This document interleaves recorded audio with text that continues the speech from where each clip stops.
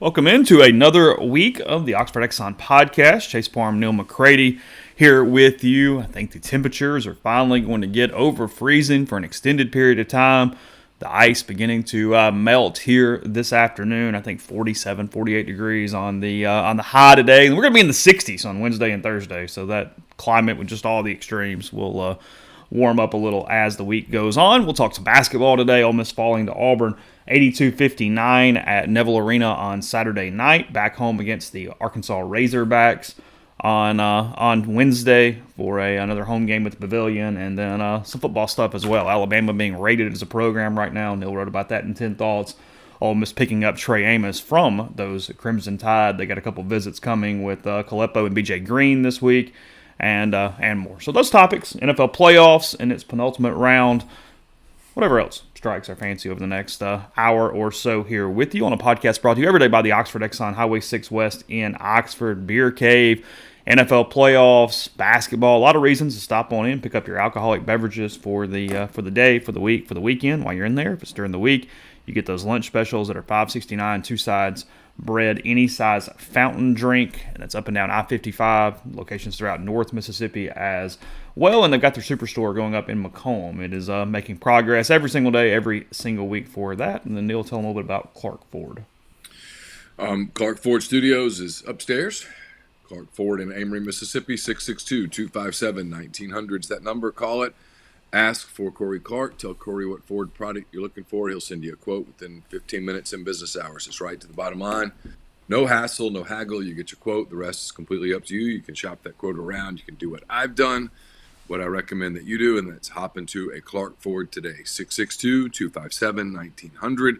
Corey and the people at Clark Ford want to be your car guy. They want to be your truck guy. They'll prove to you what that means when you make the call. 662-257-1900. Guest join on the Campbell Clinic hotline. The Campbell Clinic's in Oxford now, 2608 South Lamar Boulevard, Suite 102. Just across the street from the cottages at Hooper Hollow. The Campbell Clinic provides full-service orthopedic care. Everything from sports medicine to foot and ankle surgery to spine and total joint care to pediatric orthopedics, physical therapy, and more. To book an appointment, go to campbellclinicoxford.com or call 901-759-3111. Walk-ins always welcome at the Campbell Clinic, Monday through Friday, 7:30 a.m. to 4 p.m. Roads in Oxford, Neil and Avery, they got better on Saturday. I think it's kind of when the town sort of reopened for business, if you will. All the main thoroughfares were good. Highways were good. Stuff downtown was good. I mean, your side streets, county roads, they've continued to have tons of ice. And then yesterday, I think they're even a little better than Saturday. So you're if you can get out of your neighborhoods, you're pretty good. That's the catch, is getting either across the snow drifts if they did grate your road, or just simply getting down hills or out of the neighborhood. There's a lot of sliding there depending on what your car or vehicle is. But if you actually get out into town, things have been pretty good since most of the time Saturday. I mean, I can make a joke about it now. I avoided my first pretty bad, what would have been a really bad injury yesterday. I was walking out of the house, and it's nothing but a sheet of ice all over our driveway, getting to the driveway, anything out the front stoop. And we have this kind of this welcome sign thing that goes in the flower bed right by the house, and it's iron, metal, whatever, and it says welcome, and it's got like a little pointed top on it that's basically a spear. And I slipped right beside that pole, and as I was going down, I just reached for anything, grabbed that, and the tip of that spear hit me right in the top of my eye socket and hit that bone. It pierced the top of my eyelid, actually, and put a little indentation. Had it hit me 1/8 of an inch down, I would have lost an eye yesterday. Literally would have taken the middle of my eye out. Oh my God, that's scary. Yeah, I mean, I laid on the ground, and I was like, I'm okay, but I feel it right there. I mean, it literally hit the bone at the top of my eye socket. And I went, it missed puncturing my pupil by 1/8 of an inch. I mean, I went, whoa. But you can't walk outside in running shoes or anything. And I had sweatpants on, so I just put a pair of Brooks on. You still got to have some sole on the bottom there to get around the house. Yeah, our driveway is still a sheet of ice, and so getting the issue for me, I finally got out on Saturday. I went to rehab, and the issue was getting to the vehicle. That was the biggest thing, was like, how do I get to the vehicle on crutches? Mm-hmm. Now's not a great time to fall. And So we're moving cars around, and I felt really helpless. Because your inclination is just go, oh, let's just punt. I'll just wait till next week. But we got it done. So I've been, I've probably driven Laura and Carson pretty crazy. But I mean, I've just been stuck here. That's literally, I've left the house one time in 9 days.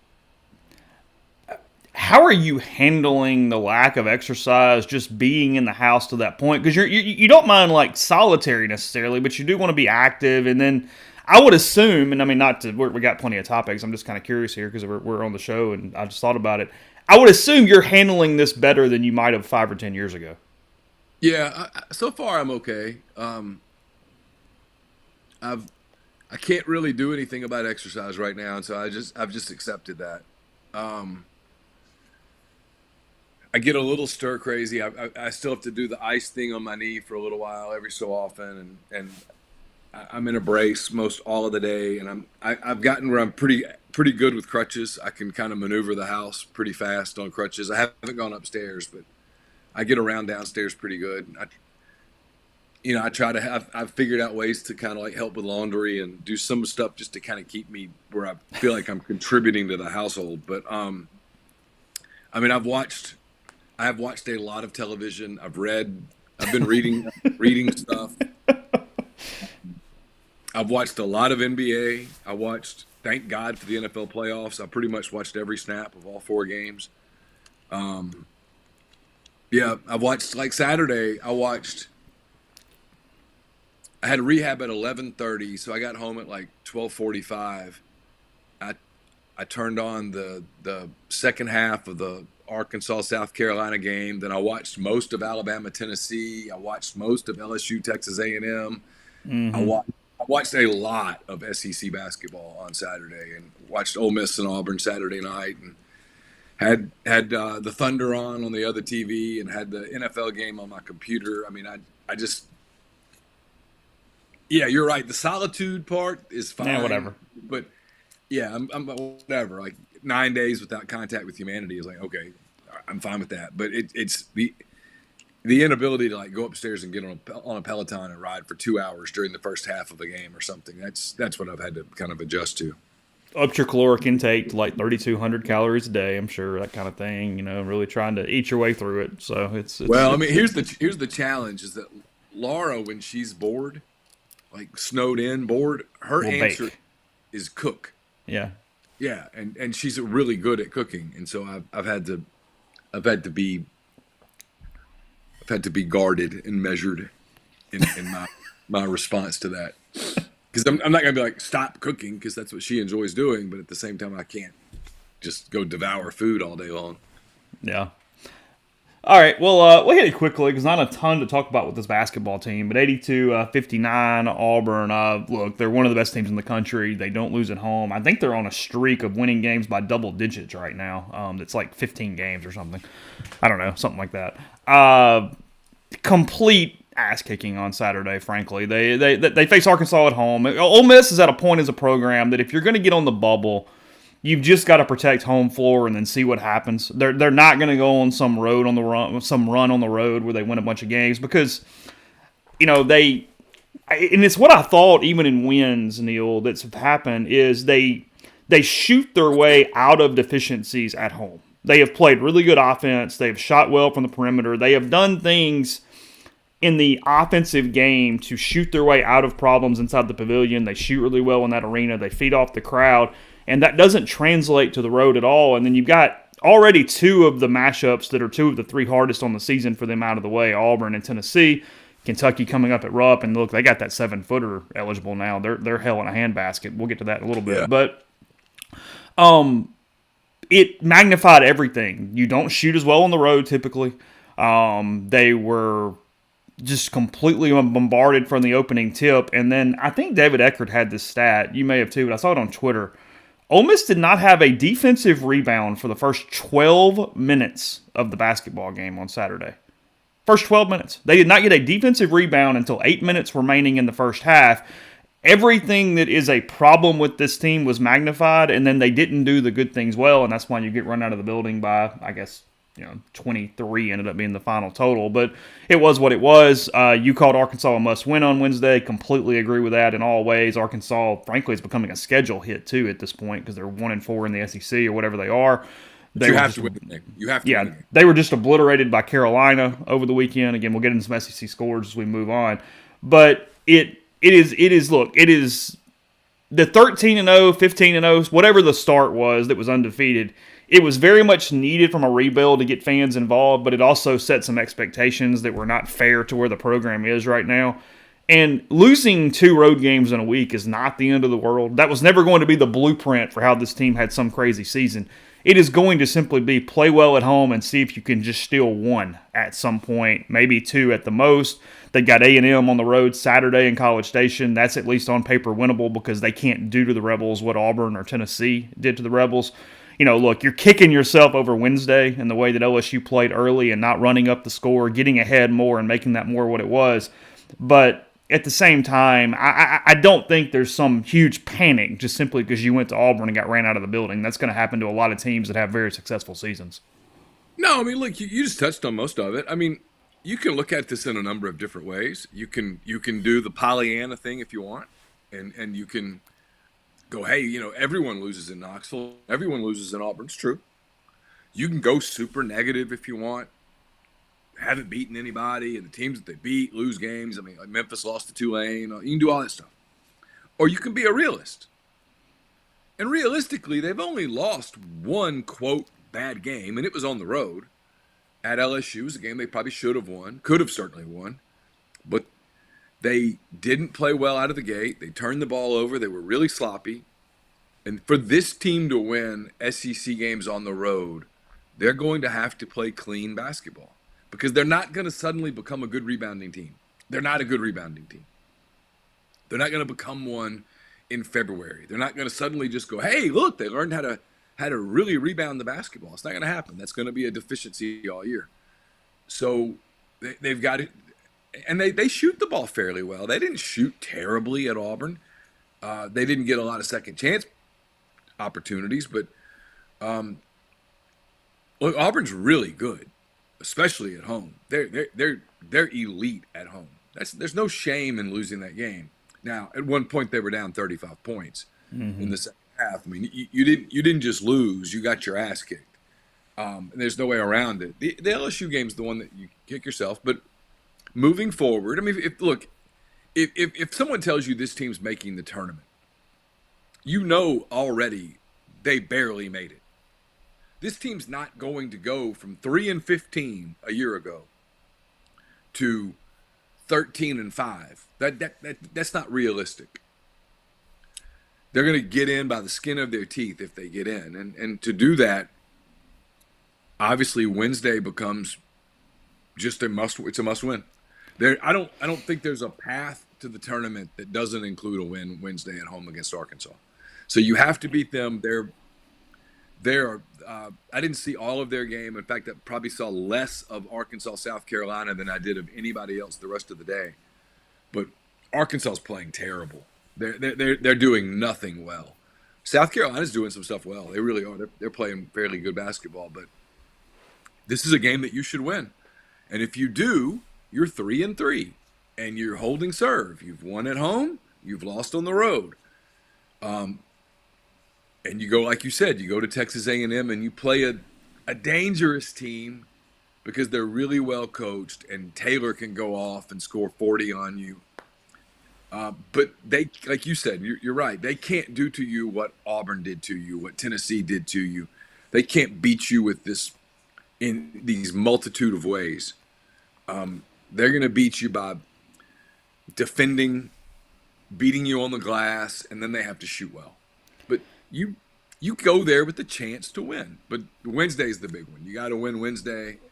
You got to get to 3-3. And if you do, you're good. People, I watch these, and I realize it's fans, and that's what you do when your team loses. But these emotional responses to Saturday's game, and it was, you do realize Auburn doesn't lose at home.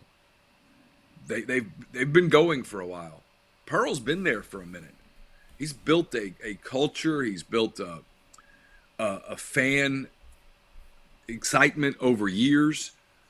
And, if Ole Miss is fortunate enough to have Chris Beard at Ole Miss as long as Auburn has Bruce Pearl, they're going to do something. But, Chris Beard's first year at Texas Tech, they didn't go racing through the NCAA tournament. They went 6-12 in the Big 12. Yeah. That first year was difficult. And to expect this year to be a piece of cake because you went 12-0 in the non-league it's simply unrealistic, or 13-0, whatever it was. That's just an unrealistic expectation. Look, they're gonna you go beat Arkansas, and then there's a stretch here that is going to decide this season one way or the other, and it begins right after that game. Because I look at it here, and even your home games are very difficult. They would help you if you win them, but it's a numbers game. You got to get to at least 9. 8 and 10 is not getting Ole Miss in with the computers. 9 and 9 might not, but 8 and 10 definitely isn't. So you're talking about 9 wins. You beat Arkansas. Arkansas today is 101st in Ken Palm. They're giving Ole Miss a 68% chance of winning that game. That sounds about right. Maybe a little higher, but whatever. And then, again, I get that Ken Palm's numbers are probably a little off in a negative way for Ole Miss, but following that, they have 1, 2, 3, 4, 5 games in a row, including 2 of those games at home. And they are underdogs in all of them by a considerable margin in several of those. After Arkansas, if you could get to 3-3, at A&M, Mississippi State at home, Auburn at home, at South Carolina, Kentucky away, and then Missouri back at home. That Kentucky, South Carolina, Auburn, Mississippi State, Texas A&M, you can't go 1-4 in that stretch. You maybe got to go 3-2. And 2-3 at least, because you win your home games. You beat Mississippi State, you beat Auburn at home. That gives you 2 really good wins. It continues to hold serve at home. And then you come back and you try to salvage it the rest of the way. But let's give them 2. Let's say 2 just for the heck of it. That makes 5 wins. Well, you need 5 more, meaning you need 5 more out of Missouri, Mississippi State on the road, South Carolina at home, Alabama at home, Missouri on the road, and Georgia at home. So the path to that would be 1, Missouri, South Carolina 2, Alabama 3, A&M 4, and then still 1 in either Athens or Columbia. It's doable, but it requires beating Auburn and Mississippi State at home in that 1 week period where you go, wow, you held serve and you maintained things and beat 2 really good programs at home and made that happen. But you can't fall off the wagon. Yeah. No, that's it. That's the only path to 10. Yeah, and they just have to approach it, and I'm sure they are, is one day at a time, one game at a time. It's a one-game season. Right now, the season is Arkansas at home Wednesday night, and then the season is at Texas A&M. Yeah. Because I think if you look at it in its totality, it becomes so daunting. Because there are some of the teams you just mentioned, Kentucky's really good right now. Alabama's pretty good right now. Tennessee bombed them, but Tennessee's a beast at home. Mm-hmm. And Tennessee can beat you in so many different ways because they have elite guard play. They have bigs who can score, and this Connect kid, he's an animal. You have to really work to guard him. But look, South Carolina's good. Are you going to sweep South Carolina? It'll be tough. You could sweep Missouri. They're not playing well at all. I think you have to sweep Missouri. I do too. And then you're right. You got to beat Mississippi State at home. If you lose to Auburn at home, you got to go win in College Station, or you got to win in Athens. Georgia's winnable. You could win there. And I think they're going to get worse as the year goes on, frankly. I think that we'd be playing Georgia at a good time. Mike's done a good job, but that's not a super talented team. I watched them the other day. They're okay. So there's a path to it, but look, first thing is that you cannot keep getting off to these bad starts, turning the basketball over. That's killing them. They would have lost to Auburn anyway. But if they'd played a clean game on Wednesday night, they'd be 3-2 right now instead of 2-3, and we'd be talking a completely different conversation. Mm-hmm. So that's step one, is they've got to stop turning the ball over. They've got to be cleaner on the offensive end, because the rest of who you are is who you are. Yeah. Switch over to college football a little bit. Ole Miss picks up Trey Amos from Alabama out of the portal. That was after getting a Marion Walker a couple days prior to that. And then they got a couple visits. They got the offensive lineman from Washington, Caleppo, coming in today, or at least on schedule for today. And then B.J. Green from Arizona State. He was committed to Washington until Kalen DeBoer went to Alabama. And then he is up for grabs again here. We've talked about it in the recruiting thread a good bit on the site. I talked about it in content form on Saturday morning. Ole Miss has done a pretty good job of kind of getting over losing everybody that they lost over that 2-week period. Look, it's not perfect. They don't have an answer for Tyler Barron yet as he headed to Louisville, but Amos gives them at least somewhat of a replacement for DeCam Richardson. They probably did a fairly even 1-for-1 with the M. Banks from South Alabama with Terry and McDonald.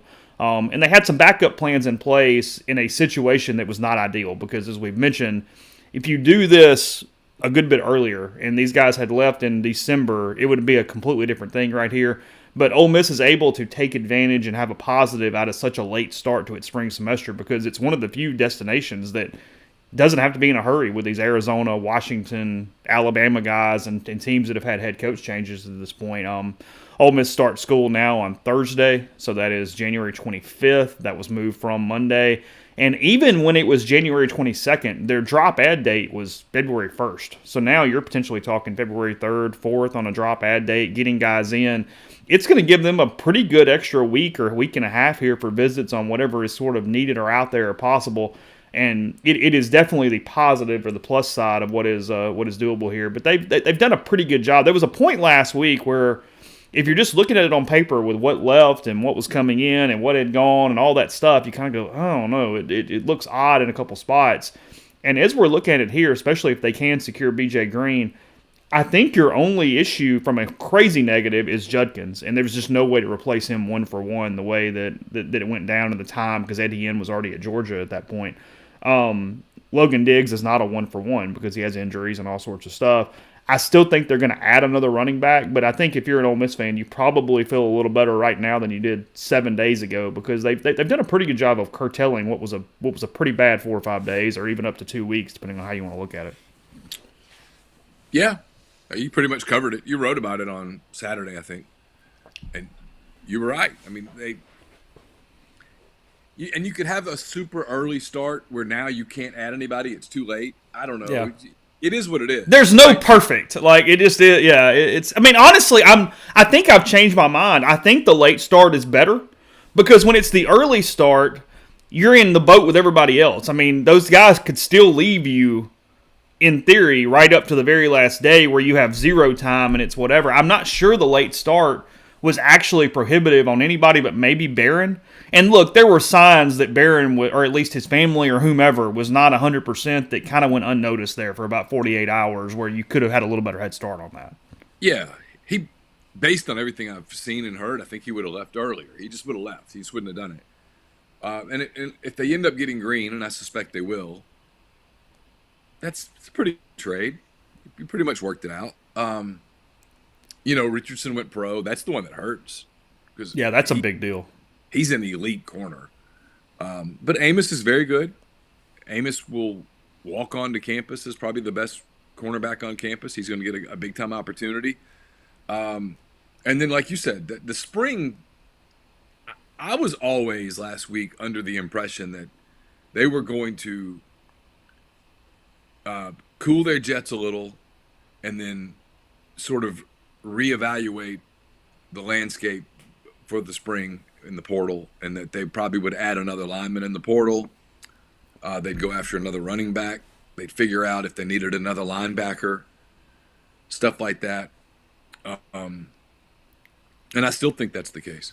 So, it's one of those things that you have to kind of view in totality. You can't get in that mindset of okay, well, the roster that you have on January the 27th or whatnot is the roster. Yeah. It's not. I mean, who knows? Who knows what the hell it's going to look like? And I mean, there's rumors. There's no point in denying it. There's rumors that Jaheim Otis is going to get in the portal. If he gets in the portal, well, that's a totally different, because suddenly he's a super impactful potential piece that Ole Miss would most certainly be involved in. They wouldn't be alone. Who knows what's going to happen? Some of these some of these kids who signed in December and started in January, the way the portal works today, some of those kids are going to be like, this isn't what I signed up for. I'm going to jump back in the portal. And maybe you land one of those kids at that point. Who knows? That sport has become so unpredictable and volatile because of the portal and now the potential to transfer multiple times that I just don't think you can ever, in the off season, I mean, once camp rolls around and you start playing, well, then you can take a snapshot and go, this is who you have. But in the off season, I just don't ever think you can really take a snapshot and go, okay, here's the roster. So the roster's so volatile. And look, they could lose guys in a negative way in the spring. Who knows, right? Somebody that they're counting on could go, you know what, I've decided this isn't what I wanted to do, and they hop in the portal and go someplace else. That could easily happen. Who knows? The other player out, Taz Nicholson, that was a transcript situation as much as anything else. The Illinois corner that had committed to Ole Miss, and look, he had a lot of experience in the Big Ten. Again, as we wrote and talked about, you can't celebrate a guy and then dismiss it when he leaves. But overall, I think talent-wise, you probably came out at least even and maybe ahead with Morgan Walker because he's going to give you a lot more upside than Nicholson would at that point. So I mean, that feels like a 1-for-1 that you actually benefited and got the much better side of with that one. Walker has a super high ceiling. He just hasn't come close to it yet. And you don't. Here's what you don't know whether that's because he was at Michigan. They won the national titles. They probably were pretty good at that position. Was it because he just couldn't get on the field? Was it because he couldn't pick things up? Was it because he's a workout warrior? I don't know. Well, it's like Alabama played Amos a lot, but he was second string because he was behind 2 first-rounders. I mean, it just is what it is. At Alabama, they're pretty good at corner most of the time. I know we're jumping around, so don't let me jump too soon. But, man, what's happening at Alabama is wild. That's where I was going, yeah. I mean, they are having a sobering reality right now. Like, as we said on Thursday, all the Bama talking heads, oh, my God, this is a travesty to college football. You got to fix it. Oh, God. Yeah, come on. You had a dynasty. It was that whole thing. I mean, I have so enjoyed watching Matt Moscona just revel in the end of it. But it's over. The dynasty is over. He was the best. And people keep trying to rewrite the Saban thing. Well, he saw this was coming, so he got out. You can't prove that. He's 72. I'm not going to be that guy. Nope. I'm going to tip my hat and go, I don't know that anyone will ever replicate what he did in a 17-year span. Kudos. They won 10 games or more, 16 out of 17 years. That is a dynasty. But he's out. I don't think it's even feasible in today's college football. I don't think it's doable by him or anyone else. And it's what I keep coming back to is DeBoer's having these issues. And look, he might win at a high level. Alabama's not going to go 6-6 next year, okay? No, right. But it was an impossible thing to not have a fall off, and now you're seeing the players go, hey, Nick's not there. That built by Bama is not the same suddenly right now. And whew, Ohio State, the big winner in that battle right now, the backup quarterback, the 5-star kid, and then Caleb Downs both being a Buckeye here in the last week. Yeah, I mean, they're seeing how the other half lived. And what you're also finding out, and I wrote this on the message board this morning, it's where Ole Miss doesn't give itself enough credit, right?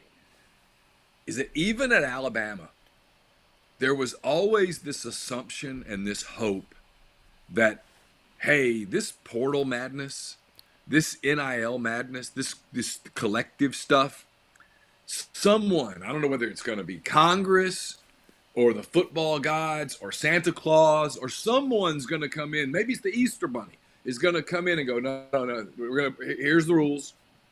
Here are the rules. We're going to go kind of back to what it's been. This is madness. This is not going to become normal. And hey, look, you know this, Chase, because you talked to some of these people. There were people at Ole Miss that were in that same boat. They were like, this is insane.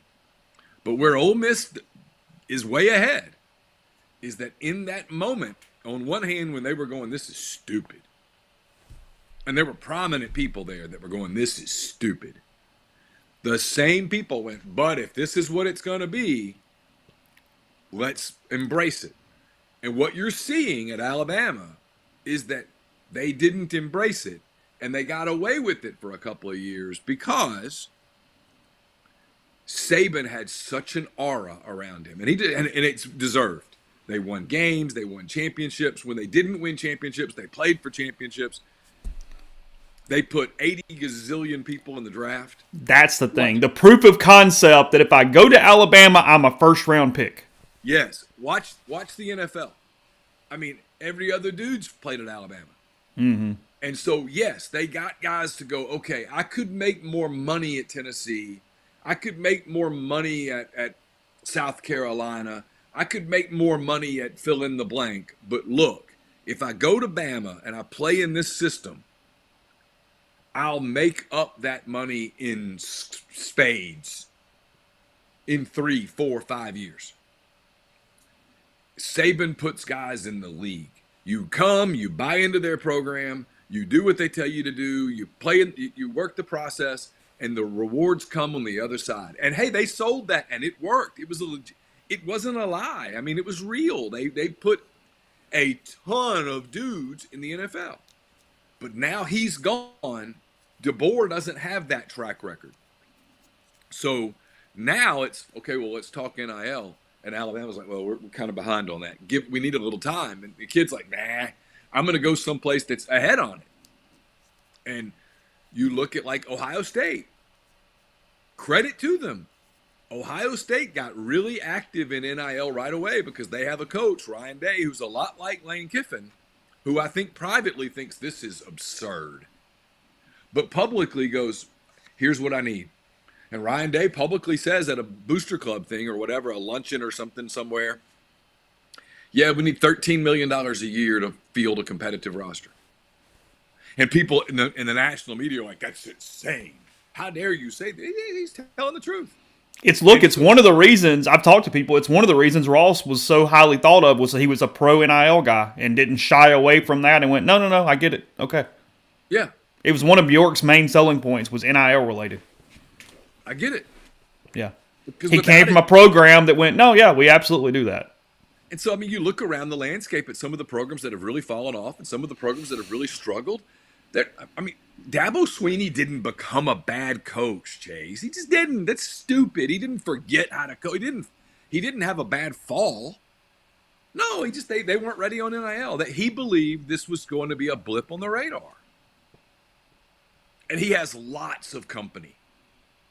A lot of ADs around the country believe this is so insane that there's no way this becomes the norm. So I give Keith Carter an absolute load of credit because I think Keith, as a former player, there's probably a part of him that thinks, this is absurd. This is nutty. But this is where it is right now. And two things can be true at once. Like you hear Lane talking about it. He was at the Peach Bowl. He talked about how this system the calendar's idiotic. Mm-hmm. The system is stupid. It doesn't make a lot of sense. But if these are the rules, this is where we have to operate. And it is the funny part of it is that you have to embrace it to be successful. You have to have money. So you got to be at a big enough program that can invest and get those things done and do all the things that are necessary in that. But if you do that, you have a chance to recruit and get guys that you never would have had a shot before. I was looking at this. Typically, most weeks, I'll run through, just because he does a good job of kind of a landscape of college football. I'll read Ketchum at Texas's 10 Thoughts. And he's touting Texas's class, as he should be. They're doing a hell of a job. But in that, he mentions not portal rankings, but in the transfer portal, who has signed players who were top 50 national prospects out of high school, okay? So top 50 national prospects who have jumped in the portal and then transferred out at this point. Ole Miss is second, tied with Texas, for the most top 50 national prospects who have now changed schools and signed with their respective schools with 4. The list. Oregon has 5 of them. Ole Miss has 4. Texas has 4. Ohio State has 3. Alabama, let's see. Bama, Arizona State, Louisville, Miami, Oklahoma, Purdue, Texas A&M, and TCU have 2. And then with 1, Baylor, Boise State, Duke, Florida, Florida State, Georgia, Michigan State, Missouri, North Carolina, Notre Dame, Penn State, Syracuse, Tulane, and UCLA. Point being in that is that, sure, there's still tiers. You're always going to have a system, no matter what it is, of some programs being better and just doing everything better than the other. But in no world ever would Boise State, Syracuse, Tulane, take your pick, sign top 50 prospects straight out of high school. It would never happen. It at least gives them an opportunity to do that now, which is what you're seeing in across the board in all the sports. Is either you're holding on to your guys by paying them crazy NILs to not have them jump in the portal, or you go all in if you're that smaller mid-level tier team and go, hey, we're going to go get one big fish. We're going to go get that dude. And you're doing that, and it's at least, look, it's never going to be equitable, but it's more equitable than the old systems as far as simply putting talent on the field and seeing what you can do with one dude or two dudes or whatever it is.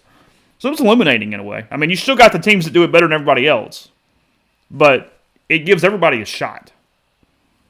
So it's fascinating. Yeah. I mean, Syracuse was not going to sign Kyle McCord out of high school. Call Kyle McCord whatever you want to call him, but he wasn't going to the Orange. No, of course not. No, it gives programs that had not mastered the former recruiting way, which really doesn't exist much anymore. I mean, it still exists in its fringes, but it'll come back in some level of spades if they do authorize this database, because teams will just simply not use the NIL database. Fill me in on this. If they make it public what all the money is. Oh. Yeah, I think it brings the black market back into play more. Yeah, you're probably right. Should or shouldn't, but the teams that like to operate with the black market, I think it will increase it. That's not everybody, but there is a group that would much rather, like Alabama, frankly, that would much rather the old system. They're so hung up on wanting to, quote, win the right way, even though it's like nobody believes that you ever did that, right? I mean, even in the era when you were winning with Built by Bama and go to the NFL, there was still stuff. To act like there wasn't stuff is just, why? What's the point of that? Who are we proving what to? Yeah. I mean, but the way it is today, that what's happening is that a lot of schools are realizing, like, not to rehash the whole story, but Dellinger was back in Congress last week and writing about that, and I just keep laughing at these stories. Like, nothing against Ted Cruz and who's it, Cory Booker? Those are the two that are. So this isn't a Republican bashing or a Democrat bashing thing, and I don't doubt for a minute that Ted Cruz and Cory Booker have their hearts in the right place. Congress is not taking this on. That is obvious. Look, the Georgia representative said we just got to get rid of the pay for play, okay? Can't have pay for play, said the Georgia politician, okay? Like, it was my favorite tweet of the entire week because everybody's quote tweeting going, hold on a minute, he's from Georgia? Okay, cool. Yeah, and on Congress, he says, "Go Dogs." It's like, dude. But I've said this consistently. So if I'm wrong on this one, I will be really wrong. But I will also be really, really shocked. If you're waiting on, if you as the AD at fill in the blank university is waiting on Congress to solve this problem for you, it's going to be a minute. You're in trouble. Yeah. You're in trouble. Congress is not going to solve this. Congress is not going to jump in on this thing and take away players' ability to make money. Mm-hmm. That would be viewed in such a negative political light in today's environment, in today's atmosphere, that they're not going to do it. We'll it's some NFL later in the week because we frankly don't really need it as much today. I am becoming, you can always have a team from each side. I am becoming an AFC Bills fan because I feel so bad for their fan base. Like, that's really they're kind of fun, and I do pull for them anyway. But forget Cleveland. That is the most tortured fan base in the history of the NFL. Good God. Now, in saying that, that game was not lost on Tyler Bass last night. That game was lost when they missed throws on first, second, or third down or whatever it was that didn't score a touchdown because you were giving Mahomes the ball back with 1:46 to go and timeouts needing a field goal. Good luck if you think that was going to decide that football game. So, yeah, I realized two things watching that game last night. I was really cheering for Buffalo, and I am so sick of the Chiefs. I get it. Those were the two things. And I don't really like Baltimore. So Baltimore, Kansas City is such a bad nationally, the Ravens picked up some fans yesterday. And look, you're right. Like, nationally, Baltimore's kind of hard to like. Most people don't necessarily go, hey, I'm a Ravens fan. Yeah. But they picked up some fans yesterday. But I'll give Mahomes this. That guy, he's just a winner. He just wins. Surrounded by a lot of talent, but he's a winner. Makes plays, makes throws. I mean, you had 2.5 quarters of some of the most elite quarterbacking between Allen and Mahomes yesterday that you'll ever see. I mean, somebody said it, I think it was Ralph Russo said it on Twitter, I would watch a 7-game series with those two teams if we could just line them up and keep playing them. Yeah, I would too. It was a great game to watch. Hell, Detroit-Tampa was a fun game to watch. It was. It's a good game. You know, Tampa hung in there. In Detroit, you watch them and you're like, God, they're just not good enough, and yet they win. And here they are in the Final Four. And then I didn't see as much of Niners Green Bay as I did the others because I had other stuff on the TVs and I was trying to keep up with the Ole Miss game and ride a little bit and all that stuff. But the Niners, it felt like they escaped. It did. And then Baltimore just beat up on a young Texans team that was happy to be there. I think I'm from just a want standpoint, I think I'm Ravens-Lions next week. Kind of got behind the Lions. They're fun. Yeah, I'm Ravens-Lions. Now I'm getting a little cynical about the Super Bowl logos with the colors, and it always works out. You're like, I don't know. I mean, I don't know. Is Deebo Samuel been ruled in or out? They were getting another test done like today, I think, maybe. Not that I've seen, but okay. I mean, they had to dig deep to win without him the other day. They did. And Purdy, that was a big drive for Purdy. It was. And the Packers played really good football. They're good. I mean, you have to look at them in a different light going into next season. Oh, yeah, they're a young team. Jordan Love is growing up. Yeah. He had the bad throw there at the end, but that throw doesn't cancel out all that he did the second half of the season. They've got a quarterback they can build around. And I like him. I mean, the guy, he seems like a pretty likable guy. And I was impressed with Baltimore withstanding sort of that early onslaught from Houston. The Texans are playing with a lot of emotion, a lot of energy. They're physical, and then just absolutely taking control of that game in every way and going, nope. This is not going to be a fairy tale Cinderella story today. And they put their foot on the gas the way that, if we're being honest, Super Bowl champions do in those rounds, where you go, no, this is not the end.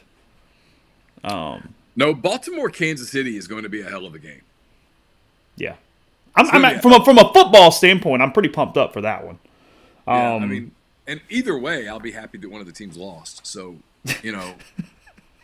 I'll be unhappy that one of the teams won. But yeah, that's a good game. And then I am really interested to watch Detroit, San Francisco.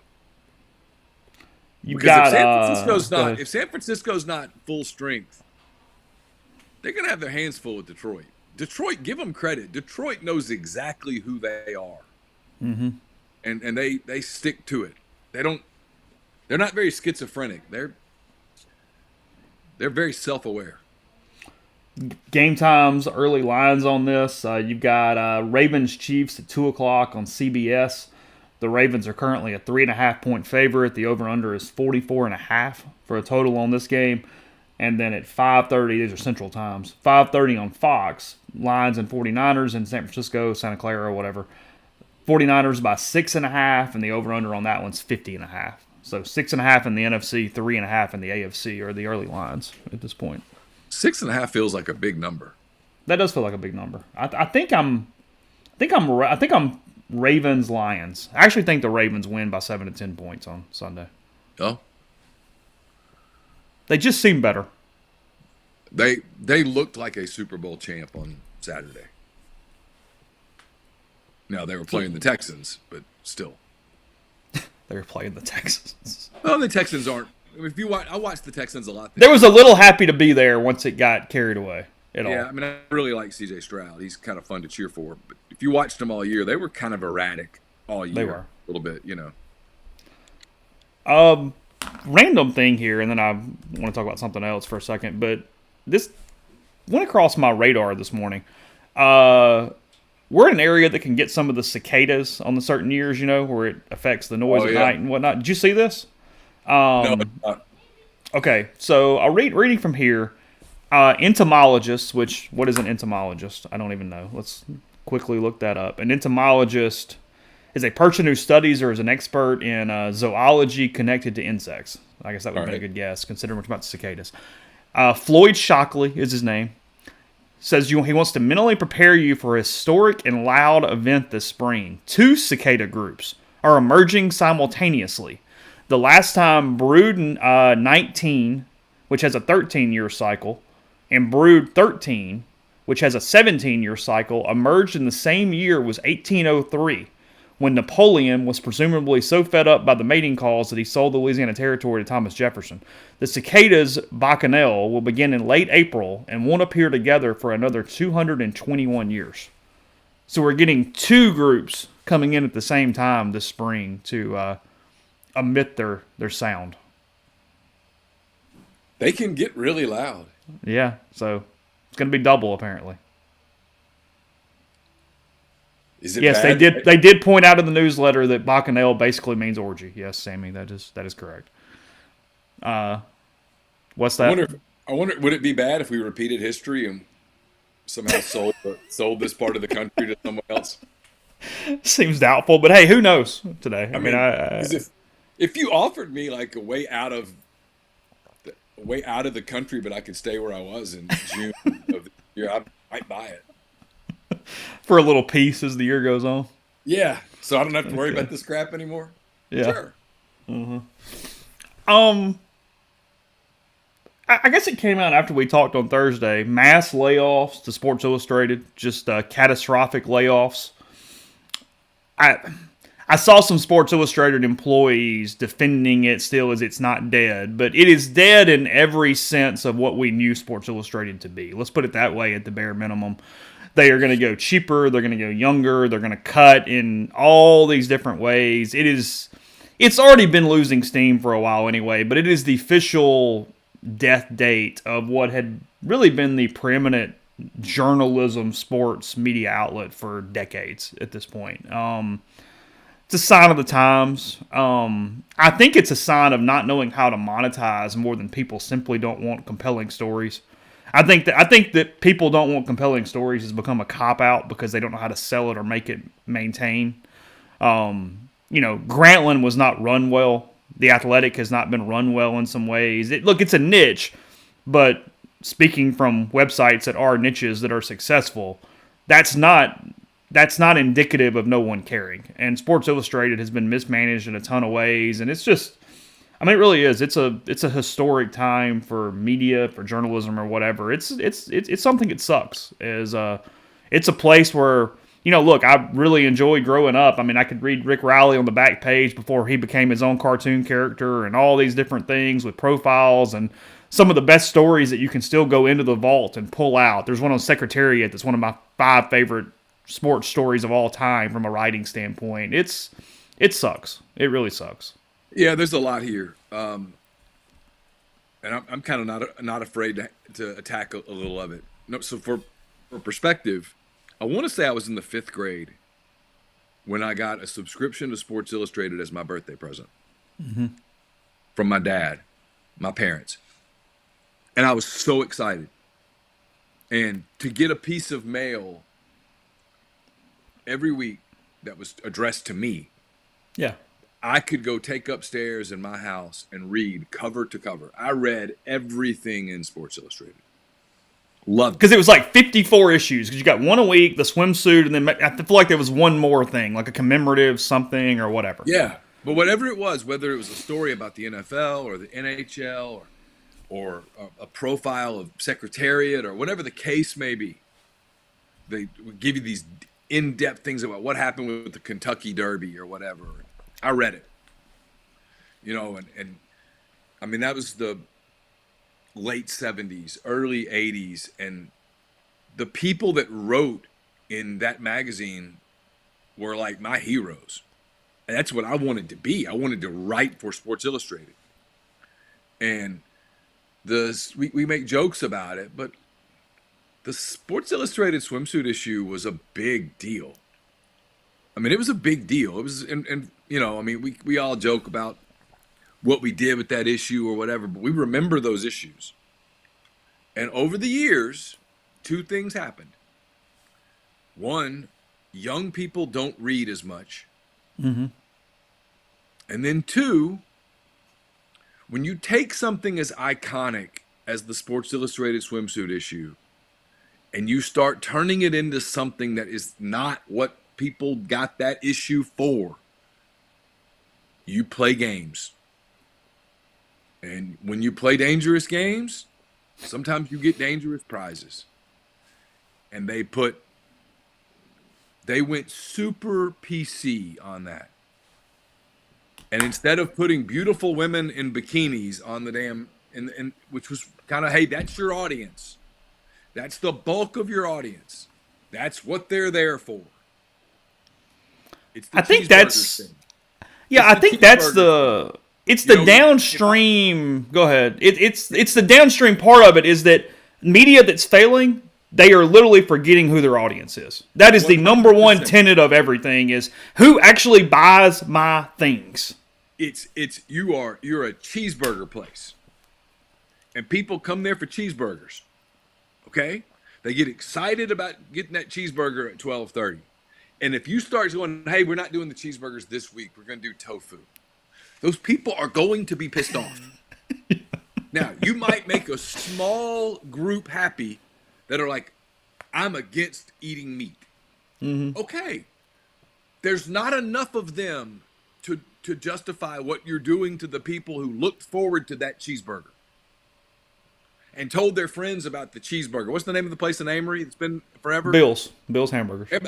People in Amory, I bet I wouldn't have to go very far in Amory today to get somebody to go, you ain't had a cheeseburger till you've been to Bill's. Yeah. People do it here with Handy Andy. That's everywhere. Sports Illustrated had a wheelhouse. They got away from it. And when you get away from it really far, you alienate your audience. And they already were dying, and then it was the death knell. They were already making bad personnel decisions and losing money and not knowing how to monetize and all those different things. And then... Well, I mean, let's be real. When I was a kid, when I was a teenager, if I wanted to see beautiful supermodels partially unclothed, that was one of my places to go, right? I mean, that would come each year, and I was like, hey. Well, and so I mean, that was already dying because kids that are today 17, 18 years old, they don't have to wait for Sports Illustrated to come out to see girls in bikinis. They've got phones, they've got 8 gazillion sites where they can see a whole lot more than that. So that was already a dying thing. But when you insulted that audience by putting a trans person or some overweight woman on there, when you went that route, you were insulting your audience. And that doesn't work. And so it can't shock anybody that on top of the fact that people don't read like they used to, news is instantaneous now. You don't have to wait for a magazine to show up. You can't be surprised that they're going out of business. But yeah, if you're someone like you or me who grew up loving writing and reading and those things, and I love Sports Illustrated more than anything in the world for a long time, it was my goal. It is sad to see it die. You know, it's a good point here. JGG23 says the pursuit of non-paying customers is killing a lot of businesses. Yeah, because of social media. They think Twitter is what matters, not the paying customers, all those things. And it's look, yeah, in 2022, 2023, 2024, you were not going to get the same push out of the swimsuit issue that you got in the 80s and the 90s. Again, the world is different. But you did the only thing to turn it into a negative. Maybe it wasn't a positive, but you made it a negative with the people who bought your magazine, which is the key there. Yep. Because there aren't going to, I mean, it's when businesses like Bud Light or whatever else go, hey, we're going to do this. Well, okay, whatever positive you get from that is not going to replace your core audience. So from a straight economics decision, you just made a shitty decision. You still had people that kept getting the magazine because it was nostalgic. Because they'd always got it. Because they loved it. The writing was still great, right? You still had people who could tell me about, not as many people wanted to wait till Tuesday after the Kentucky Derby to read the inside story behind the making of that colt. Sure. How that colt became the dominant 3-year-old on that Saturday in Louisville, Kentucky. But there were still people that did it. But then you started to insult them. And then they're like, well, I don't need this anymore. Because the truth is they could get up on Sunday morning and read 25 stories about that colt. Just by going to the internet. So, I don't know. But to watch some of the people inside journalism refuse to acknowledge why some of these things happen, and makes me go, well, it's why it keeps happening. Is because you guys continue to fail to learn the lessons from the failure. So you're older than me. You've seen more Sports Illustrated, been around for some of the things here. Top 7 people who have been on the Sports Illustrated cover the most. Who do you think's on the list? 7 people have the most Sports Illustrated covers in their careers or their lives. Muhammad Ali. He is number 2, and that is the biggest change that is amazing, is that a boxer, I get a culture icon, but a boxer has been on the cover of Sports Illustrated 40 times. He is number 2. He was a big deal, dude, when I was growing up. Yeah. Muhammad Ali was a big deal. Michael Jordan. That is number 1, 50 covers. 50. 10 more than anyone else. Magic Johnson. I would have missed that one. That is number 5. It is 23. I would not have gotten Magic with 3 strikes. Okay. Do you have Joe 1, Montana? 2, and 5? Montana is Joe not Montana. on the list. Nope. Okay. Is there another boxer? Nope. No boxers. Okay. Martina Navratilova. No tennis players. Okay. Tiger Woods. He is number 4, 24 covers. You're missing 3, 6, and 7. Is there another golfer? Nope. Okay. No Jack Nicklaus on the list. Larry Bird? That is not correct. Nope. Okay. You were Any more missing Any more basketball?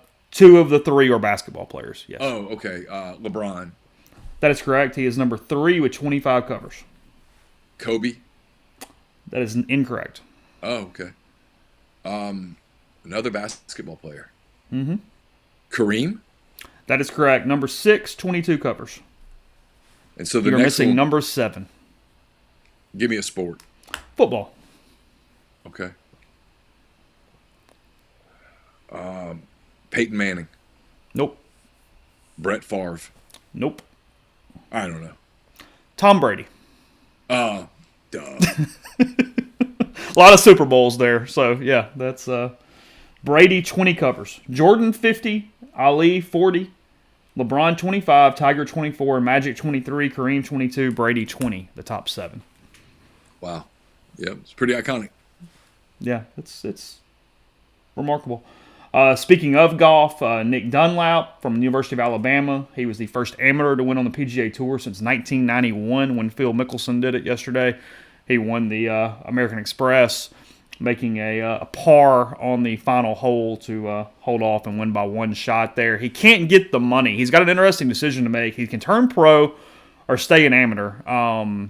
He essentially gets tons of exemptions and into tons of majors either way, depending on whatever he does. But he's got to decide what he's doing. But he would have won a lot of money yesterday that he does not get because he is an amateur and was not playing as a professional in that field. I tell you, I kind of blame his caddy here, even if he said he didn't want to know. I know Neil wasn't watching, so I'll give you the quick version of this. He thought he was up by 2 shots on 18, and he hit his second shot right of the green on purpose, basically going, okay, just stay away from the water, hit it way the hell over here. I'll hit the ball on the green, 2-putt, and win by 1, and we're cool because I got a 2-shot lead. Somebody had birdied 18 to get within 1 shot, and he played the hole not knowing it because he didn't want to know what was going on and just stay locked in. But at that point, your caddy has to look and tell you because it changes your entire plan going into the hole. If had he missed a 6-foot putt, he actually would have made a huge mistake there and gone into a playoff because he intentionally blew the ball outright to stay away from the water. But he told the caddy not to tell him. Yeah, apparently he was basically like, hey, we're just locked in here. We're playing the hole. But that makes no sense when it can change your situation. Yeah, as the thing's going. It's like knowing, hey, do I need a field goal or do I need a touchdown? Yeah, exactly. He's doing, Josh Allen gets the ball and he's driving, but he doesn't know what he needs. He just got to go play the series and see what happens. Yeah, no. The answer is more information is better, typically, always. If you only need a field goal once you get it to the 25-yard line, well, now that changes everything. Mm-hmm. Yeah.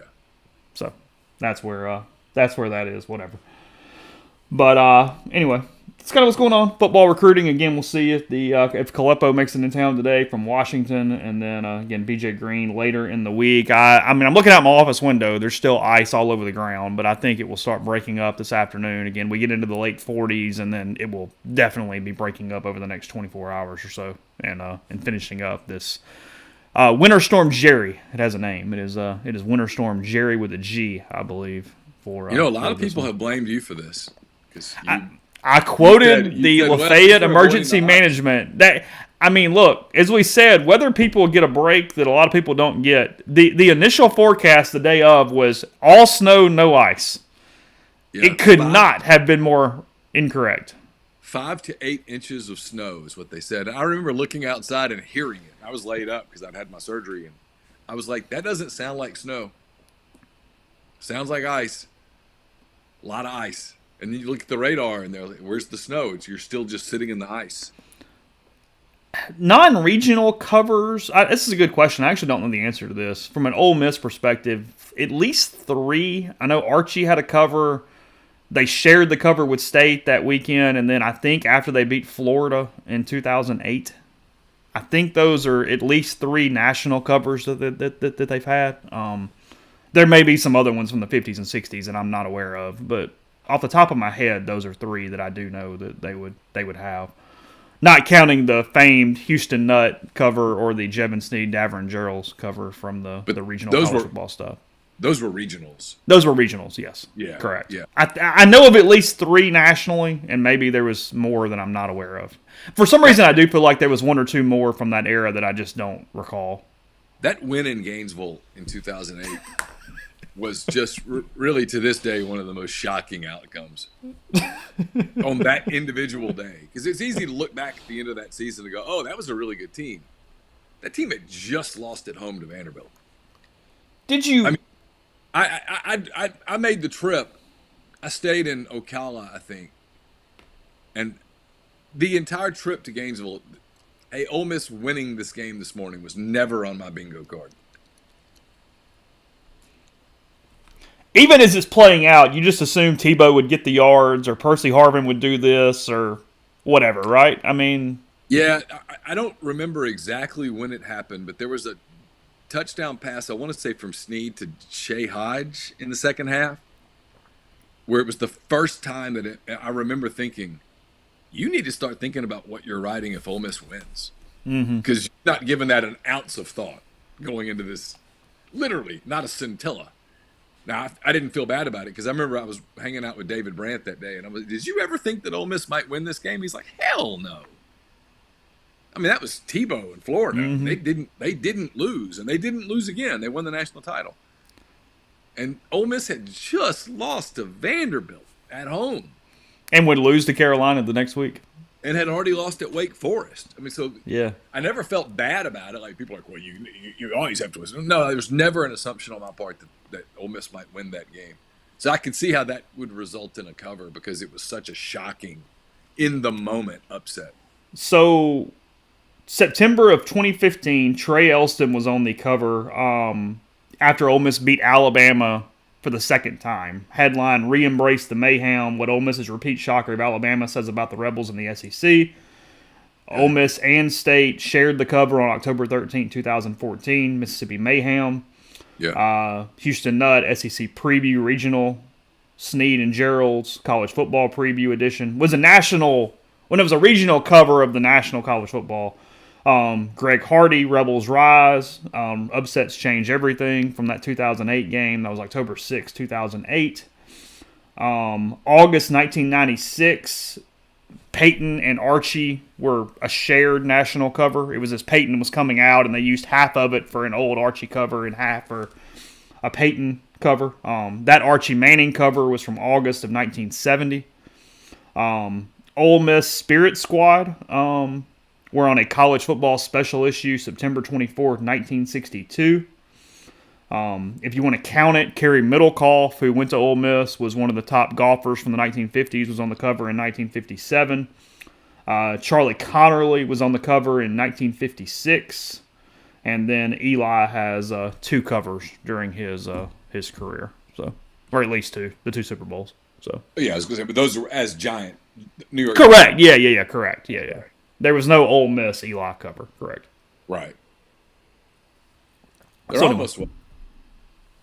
There almost was. They'd beaten LSU that day. Yeah, probably so. So, anyway. All right. Schedule note, no podcast stream in the morning. We'll make up the podcast somehow. I don't know. I'll figure it up. You figure it out. You'll still get your podcast for the week.